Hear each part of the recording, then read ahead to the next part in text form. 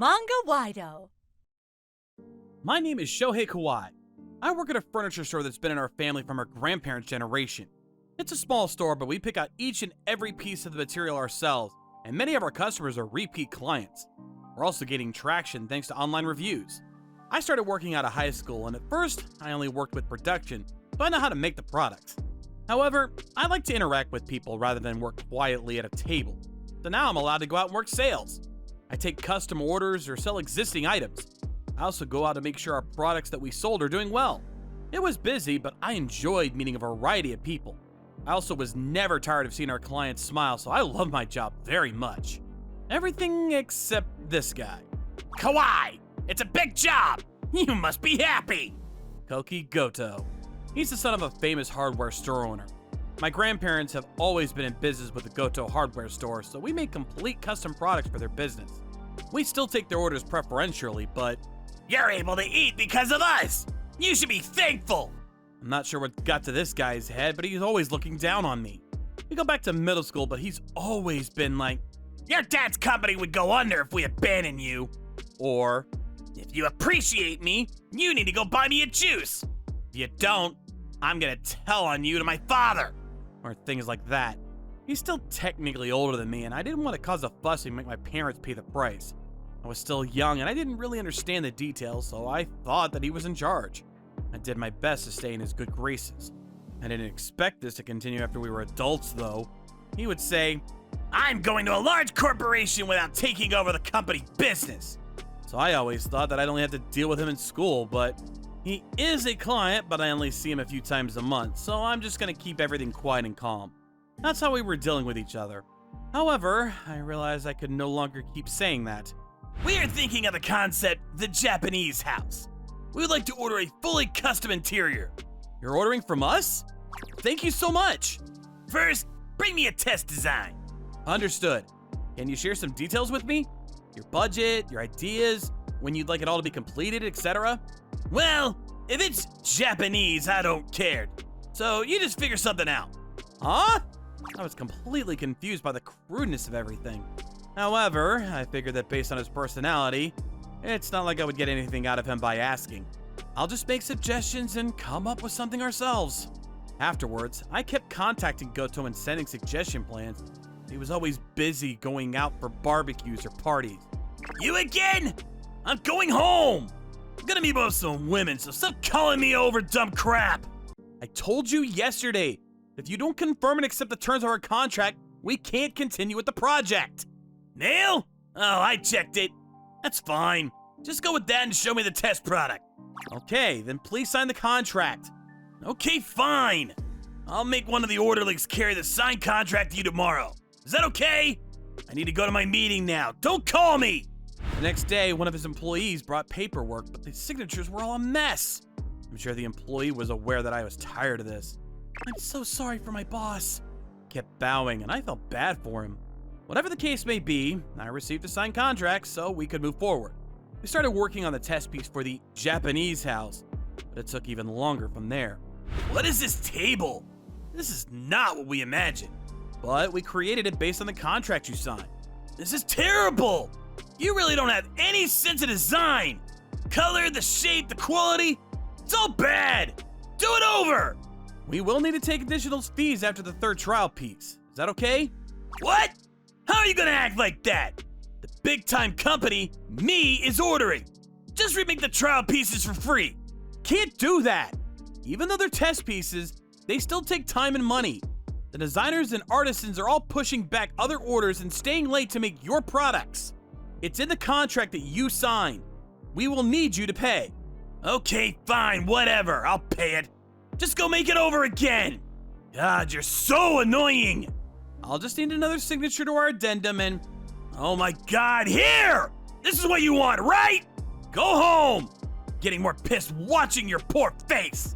Afterwards, we had a few interactions, but he kept saying how he was busy and didn't have time. The only time that he finally started approving most of the trial material was about a year after we agreed on the contract. Whew, took so long. This is the last piece, so let's keep it up. That day, I went back to the store to show him our trial lighting, as it was the only piece that hadn't received the green light. This is the trial piece for the lighting. Ah, thanks! As you asked for, we have asked the finest artisans for their skills and had this made. This is the invoice. Also, this is the fees required for mass production of the product. The trial piece, the invoice, and the documents for moving into mass production. Its face completely changed after reading the documents. What the hell is this price? You're scamming me! Pardon? It's the official price, and if anything, it's a bargain. I don't think it's a scam at all. It's almost twice the market cost! There's no way I can pay that! I'm sorry, are you comparing it to pre-existing market piece prices? What? It doesn't matter. When I sent all of the estimates, you said you read the email and it was fine. You even signed off on it. It's the exact same prices. I don't remember it at all. Your company has way too many signatures anyway. I don't remember what I signed. But we definitely have your signed contracts. Also, we have video recordings of our conferences. It's all fake! Besides, the products that you suggested, when I showed a different company the designs, they said they would be able to produce it at a lower cost. I decided to ask them, so I don't need you anymore. What? Trying to take money for this crap? How shameless can you be? I'm not paying! He laughed at me as if to mock me and dropped the trial lighting piece. Oh my god, what have you done? The piece that took the blood, sweat, and tears from hand-selected material lay waste on the ground. He ignored the contract and I was at a loss for words. I was not going to go home after he was about to ignore an entire year's worth of collective effort. I went back to the company and told everyone on the floor what had happened. The artisans were up in arms, and even my father, the CEO of the company, was aghast. Sir, this cannot be ignored! We can't let it go! We have worked with Goto Hardware for a long time, so I wanted to let it go, but this has gone too far. I cannot let this slide. Leave it to me. I will take care of it.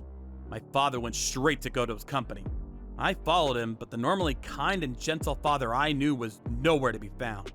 Only a furious demon stood in his shoes. Does not matter if it was a trial piece. It took several men an entire year of effort and labor. You want to cancel all that effort, along with having our designs be used by a different company? That will not be accepted. What you and your company are doing will be sued for. Making trial products is what your company does. And your company is only in business thanks to us. You're gonna forget about all the work we send to you? If you keep whining, we might stop beating you with other contracts. You don't care about a single thing I said to you. Understood. I'll be reporting you to the Fair Trade Committee. I have warned you. What? Reporting me? As they were arguing, a sweaty old man came in from the back. It was Goto's father and the CEO of the company. One of the employees who had heard our interactions must have contacted him. He's been staying inside all day, so he doesn't really come into the company. He just left it all up to his son, so it's been over a year and a half since I've seen him. After explaining the situation, his face lost all color. Koki! How could you do such a thing? I cannot believe you'd be so rude to our longtime clients! But our company stands above them, Dad! They are supposed to obey every order we say! We are technically the customers, yes. But if we don't have furniture, we go out of business! Neither of us can survive without having the other. You don't understand such a simple concept? That's a little out of proportion. There are plenty of other furniture stores. What are you talking about? How many furniture stores do you know of that'll get us the product we asked for within our asking price? You don't understand at all! You're such an idiot! You have no right doing any kind of business! After he scolded Goto in front of everyone, he was begging for forgiveness. I am so terribly sorry for this. We will of course cover all fees for the trial pieces. We will definitely ask for you for any of our future orders. We're gonna fire this one, so please, do not report us. Fire? What are you talking about, Dad? I'm gonna take over the business! Shut up! I knew there was a reason you couldn't find another place of employment. I was wrong for hiring you out of pity. I don't want to see you anymore. How could you bring me this kind of trouble when all I did was help you? Leave the house, now! What? Afterwards, the trial pieces were compensated accordingly, and we had promised to make further deals with each other. I thought that he was just saying that he would fire his son as an act to calm everyone down, but he was apparently really fired and chased out of his house. What the hell? Why do I have to deal with this crap? I can't find another job. It's all your fault. I don't really care. Maybe you should look for another place of employment instead of complaining to me. I'm sure no one in our line of work will ever hire you here, though. Our employees had spread the news to every part of the local industry. He couldn't find another company and was chased out of his house, so he lives day to day. He doesn't seem to be able to even hold down any part-time job.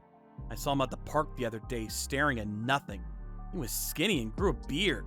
I had no idea where the man who had an attitude had gone. That's what happens when you look down on people. I hope he learned his lesson. I work hard every day. I want to be great, like my father.